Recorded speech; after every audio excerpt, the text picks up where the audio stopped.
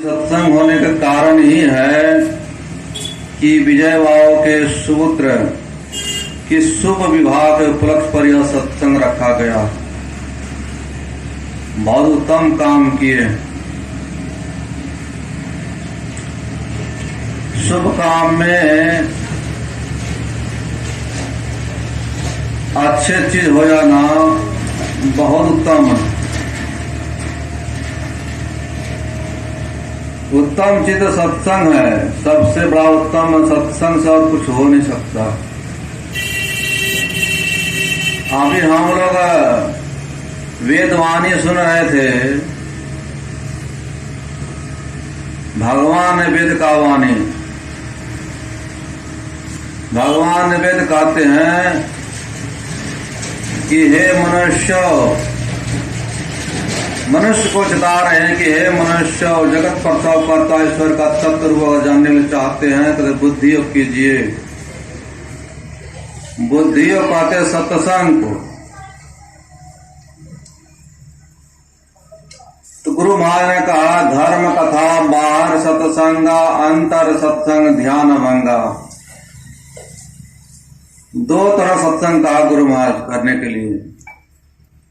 धर्म कथा बाहर सत्संगा अंतर सत्संग ध्यान।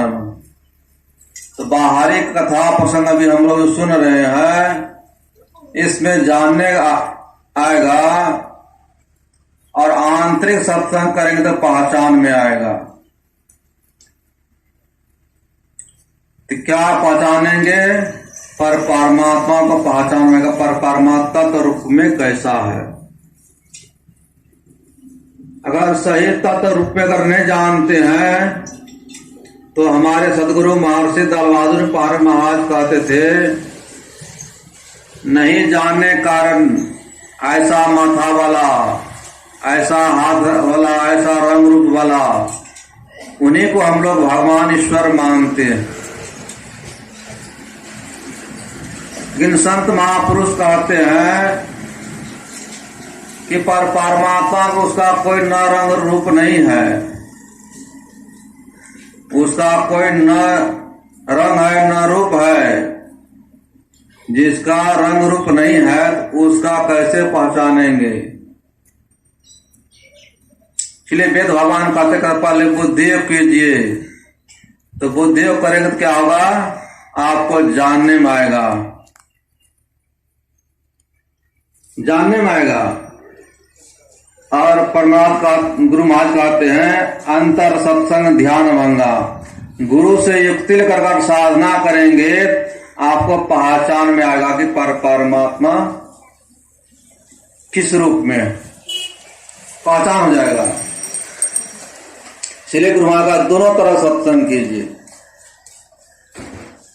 अभी कबीर साहब की वाणी हम लोग सुने थे, संगति सो सुख बुझाए कुसंगति दुख जो, कहे कबीर तहाँ जाइए जहां साधु संग हो। साधु संग कहाँ मिलेगा? सत्संग माने। सत्संग जाएंगे वहां साधु संग होगा। अब कुसंग करें क्या होगा? दुख होगा। सुसंग से सुख होता है। एक व्याधा ने शिकार खेलते खेलते थक कर करके वृक्ष के नीचे बैठ करके आराम कर रहे थे। गर्मी की मौसम थी और ठंडा में वृक्ष के छाई पर बैठ करके आराम कर रहे थे। जो आराम कर रहे थे उसी के ऊपर ठीक ऊपर में एक हंस बैठा था। हंस बैठा था तो समझो क्या होता है, एक कौवा से समय आ जाता है, हंस के बगल में बैठ जाते हैं।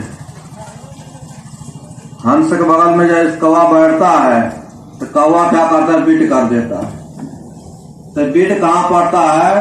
व्याधा के शरीर में नीचे जो बैठा हुआ था, व्याधा आराम कर रहे थे, उसका शरीर पर गया। तब उसका शरीर जैसे बीट पड़ा, उसका नींद टूट गई। तो बेधा देखते ऊपर तरफ कौवा जो था जैसे बिट किया उड़ गया, हंस बैठा ही था। बेधा ने देखा कि हंस बैठा हुआ है, वही बिट किया होगा। बेधा के पास तो तीर धनुष था ही, बस बांध साध दिए और चला दिए तीर हंस के ऊपर। हंस को जैसे तीर लगा, हंस ने उस पेड़ से नीचे गिरते ही कहते हैं कि देखिए थोड़ी देर हमको कुसंगति हो गया, आज हमका प्राण जा रहा है, प्राण जा रहा है।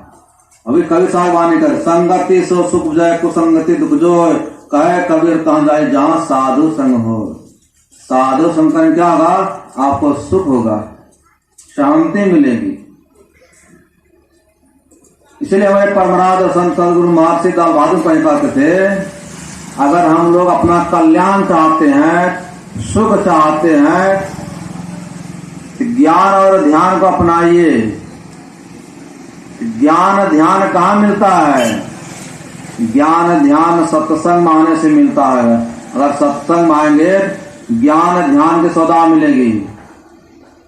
इस ज्ञान ध्यान का जो चलेंगे और सब परम कल्याण होगा।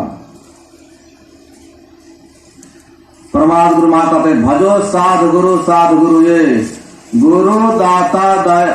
गुरु कहते सत्य ज्ञान सुन के मिटता ज्ञान सुख होता, मान भजो साध गुरु।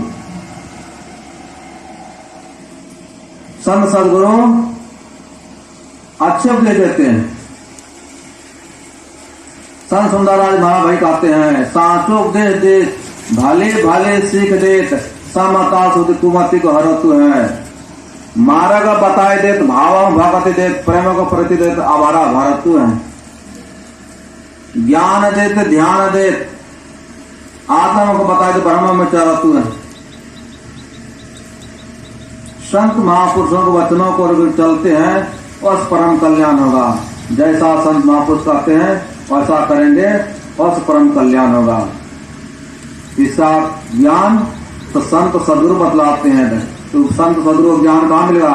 सत्संग माने से। चलो सतगुरु की हाट ज्ञान बुद्धि लाइए, साफ सहित परम पद पाइए। सत्संग मान से ज्ञान मिलेगा, उस ज्ञान का जो चलेंगे अवश्य परम कल्याण होगा। बोलिए प्रेम से श्री सदगुरु महाराज की जय।